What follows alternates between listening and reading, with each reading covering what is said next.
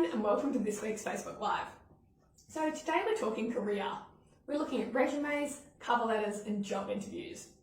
This is the essential trifecta to get you from where you are now into where you want to be in the future. So we'll start off with cover letters. Now cover letters are the most boring thing in the world to write, but actually super important because that's the company's first impression of you. So because it's a first impression, it's so important that it's well presented and also that there's not any typos or mistakes. Now I hate proofreading, but this is the one time you really want to look through it carefully, make sure it looks nice, make sure it's well aligned. And you also want to have attention to detail to some other facts. So address it to the person that put up the advertisement if you find it, for example, online, or if you've received it through an email. That's really important.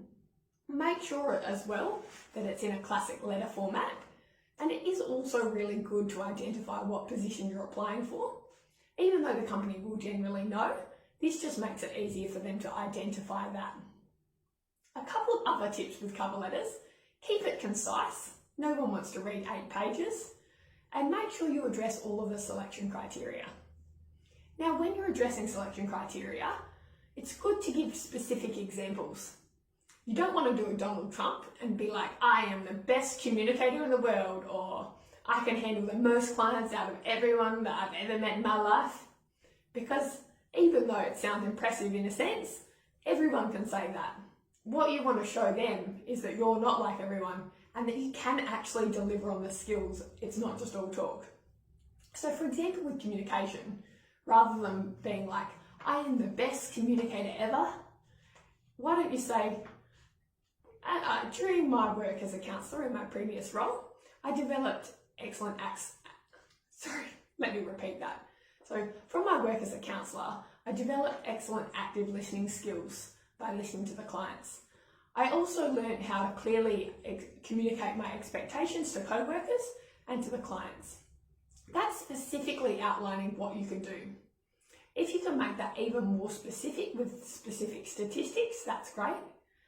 So for example, if you're looking at your ability, for example, to manage a client workload, you could say, during my role, I saw an average X amount of clients per week.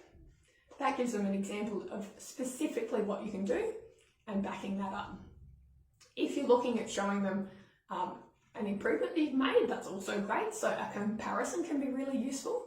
So you can say, when I started in the role, the company saw X amount of clients per week. After I worked for 1 year, I increased the percentage of clients by 80% or 50% or 20%, whatever it is. So to recap on cover letter, you want to make sure you address it to the person in the ad. Keep it no more than 2 pages. Make sure that it's well presented and that there's no typos. Address all of the selection criteria and be specific as much as you can. Give comparisons if you can, and give specific examples rather than sweeping general statements. It's also good to research the company and put in specifics about that company. You want to woo them, you want to convince them that they're the company for you and that you're not just saying this to every other company. So that's a quick recap on cover letters. I'm going to attach an example in this clip as well, so I definitely recommend you check that out. And there's also a million other examples online, so it's good to see what everyone else is doing in order to fine-tune those skills. Now let's move on to resumes. A lot of the things that I've said about cover letters also apply. So you want to give specific examples rather than big general statements. You want to make sure it's clear and concise. A resume generally shouldn't be more than 3 pages. And if you don't have extensive work experience or skills, 1 to 2 pages is actually excellent for a resume. So that's really important. You might want to look at incorporating a good design. You can find this on Canva, for example, or post on my wall. The more eye-catching it can be, the better, especially if you use a nice professional design with a little bit of colour. Don't go absolutely crazy if it's not appropriate for the job, but an employer is much more likely to pick up your resume and take note of it if it's got a nice kind of blue monochrome design as opposed to just a typed out Word document. Now, referring to the cover letters as well, you also want to include things specific to the company and role that you're applying for. So go through your resume, and it can be good to edit it specifically for that. So if you're applying to sell cars, you want to include as much sales experience as you have. You want to include interests about cars if you have interests about cars, and any work or volunteering that you've done in that field at all. Now, that resume that you put forward might be completely different than if you're applying for a job as a counsellor, for example, because your passions about cars and your experience working on cars isn't necessarily the skills that they'd be looking for if they're hiring you as a counsellor. So always make sure you edit it for the job you're applying for. When you're looking at resumes as well, a couple of common mistakes is not putting your contact details on. So make sure you've got your phone number, your email and address, obviously your full name as well. That will make it easier for them to follow you up if they like you and get you in for an interview. And it's also important as well that you list your experience and you list your previous work history. And you should do this in chronological order. You should say what position it was, how long you were there, so give the years, and do this in chronological order too, because otherwise it can be very hard to follow. So you want to make it a nice, easy timeline. And if you have relevant work experience, it can be good to bring this forward as much as possible. So for example, if you're applying for a job as a counsellor and you've been volunteering as a counsellor, but you haven't actually worked as a counsellor, you might want to put that volunteering actually at the top of your work experience. It's also the most recent in that case, so that works well for the making it in order, but it also brings it to the attention of the person looking at that resume. Now, the other thing to note with resumes is you can look at some new tools like a skills inventory. What this is it's ranking you out of, for example, 5 on a whole heap of different areas. You can find them online and they're also in the Canva templates. And it's quite a nice visual representation of you ranking yourself on skills like communication, on your written skills, might be on your organisation, on your time management. And it is good to be honest on this. If you put 5 stars for everything, people aren't really going to give that credit. Whereas if you put more accurate ratings, then they will take that more seriously. And it can be just a nice way for them to get to know you and your overall skills. Lastly, I always recommend putting a little bit about yourself on your resume. Don't get too personal. No one wants to know your entire emotional background, but put a couple of interests in, so a little bit about you, so they have a bit more of a picture of who you are. That nicely sums up resumes. So let's move on to job interviews.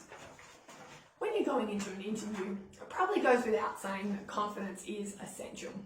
They've done a whole heap of studies to show that even if you sit confidently before a job interview, as opposed to sitting hunched over and nervous, you're actually more likely to get that job.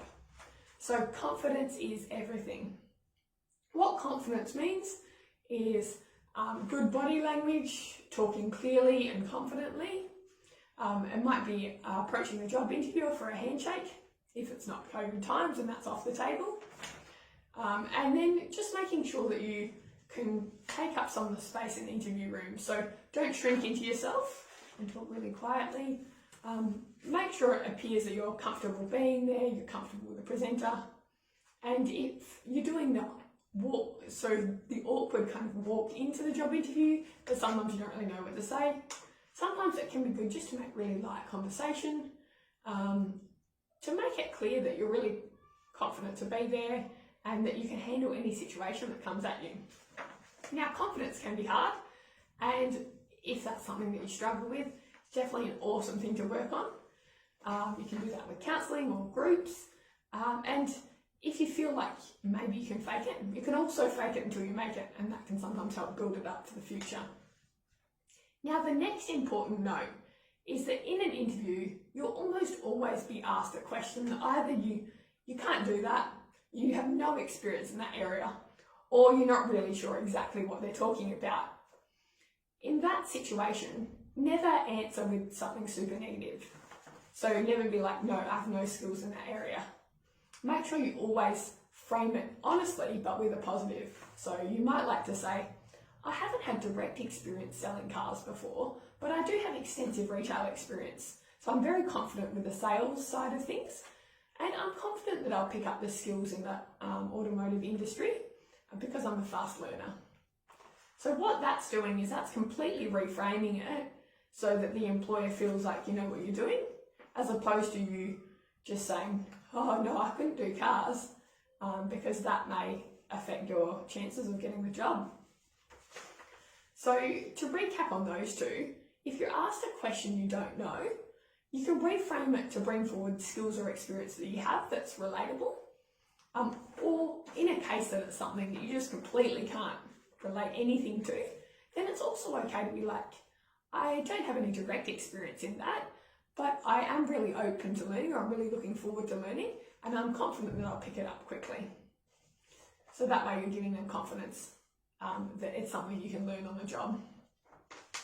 Now, looking at job interviews, they will ask you questions, some that you don't know, some that you do know, and you can never predict exactly, but it can be good doing a bit of practice with a friend or family member.